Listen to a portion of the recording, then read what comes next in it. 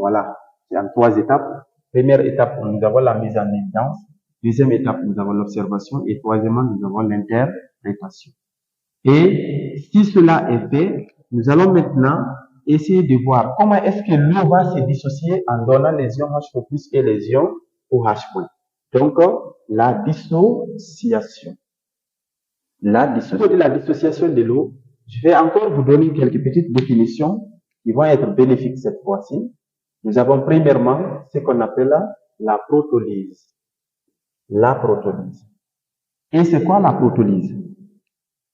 Chers élèves, la protolyse, dans protolyse, nous avons proton.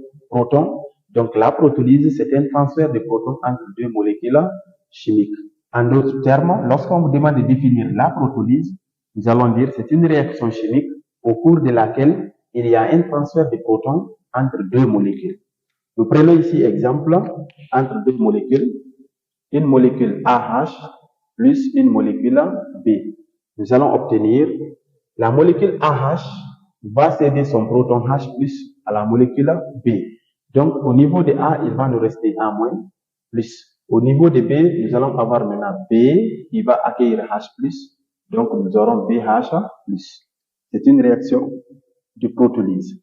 Alors, la protolyse est une réaction chimique au cours de laquelle il y a un transfert de protons entre deux molécules.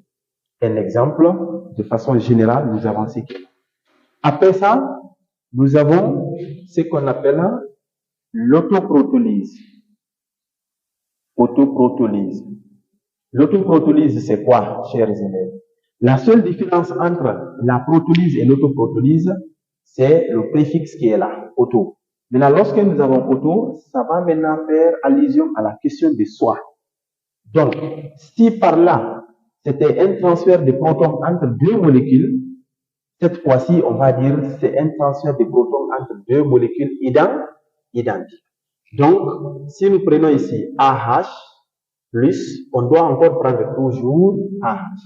Donc, la réaction, c'est entre AH et AH. Et là, nous allons observer, donc, l'une des molécules va céder H+ à l'autre. Alors, celle qui a cédé, il va rester là-bas A-. Et celle qui a capté, nous allons avoir là-bas AH. Il y avait ici AH. H aussi est venu, donc ça fait AH2+. Donc voilà comment la réaction aussi va évoluer.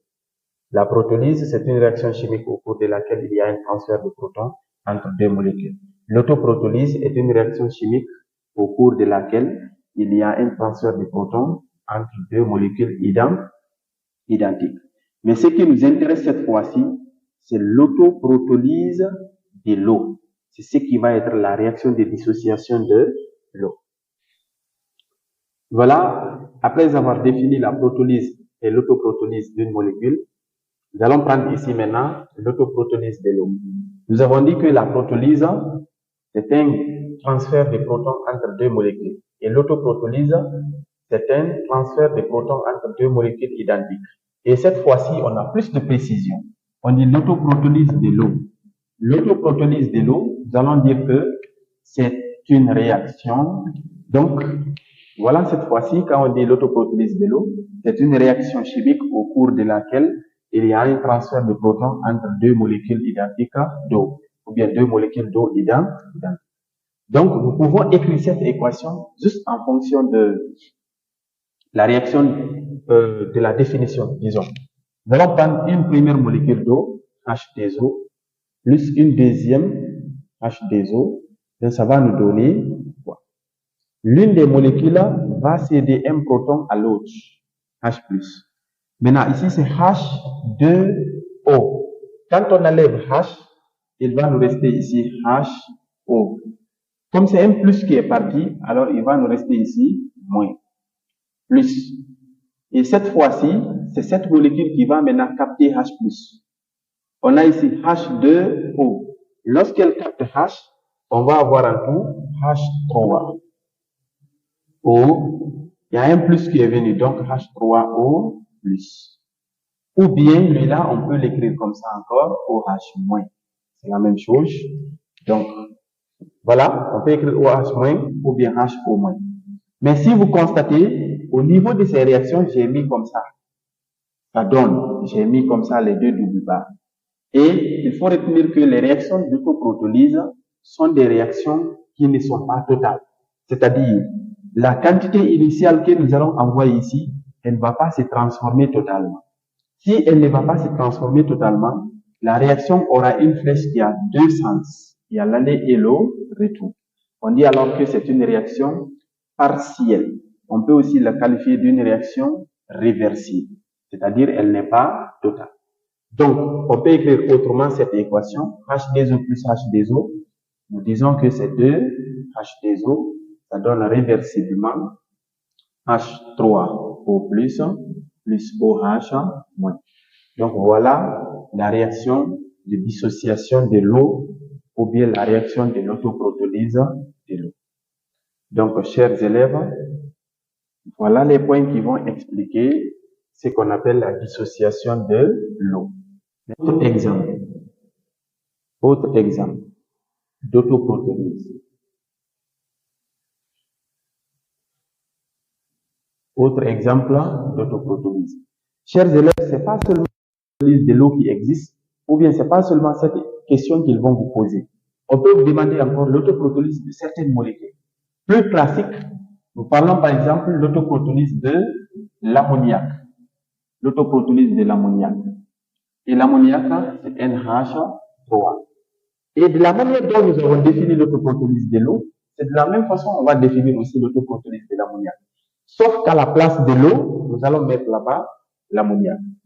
Alors, nous allons dire l'autoprotolyse de l'ammoniac est une réaction chimique au cours de laquelle il y a un transfert de protons entre deux molécules identiques d'ammoniac. Et pour écrire l'équation, nous prenons NH3 plus NH3, ça nous donne réversiblement. Lui, il va céder H+, donc il va nous rester ici NH2. M plus est parti, donc ici nous avons moins. Il y en a plus. Lui, il va maintenant capter H+ là. Il avait 3 hydrogènes, donc ça va faire 4. Et ici, on a encore plus. Donc voilà ce que nous appelons l'autoprotolyse de l'ammoniac. Ou encore NH3 plus NH3.